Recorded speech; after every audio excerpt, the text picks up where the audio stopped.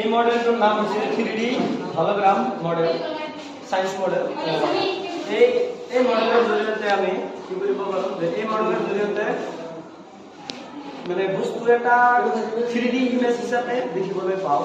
অর্থাৎ যেতিয়া আমি এটা বস্তু বিশদভাৱে অৰ্থাৎ গভীৰতা প্ৰকাশ কৰিবলৈ যাওঁ তেতিয়া এই মডেলটোৰ প্ৰয়োজন আহি পৰে। বস্তু এটা যিটো গভীৰতা দেখিবলৈ মানে গভীৰতা চিনাক্ত কৰিবলৈ এই 3D হলোগ্ৰাম ব্যবহাৰ কৰা হয়। যদি আমি চিকিৎসাৰ ক্ষেত্ৰে যাও তাহলে চিকিৎসা যে কোনো মানুহৰ যদি চিকিৎসাৰ ক্ষেত্ৰে যাও তাহলে সাৰ্জাৰি গলে এই 3D ইমেজ ব্যবহাৰ কৰে মানে 3D হলোগ্ৰামেৰ বস্তু একটা বিষয়ে ভালকে বিশদভাৱে জানি কি কৰব, সেই মানুহজনৰ বা সেই মানুহজনৰ কি হৈছে বা কি বিসংগতি হৈছে সেইটো আমি ভালকৈ জানিব পাৰোঁ 3D মডেলৰ থ্ৰুৰে।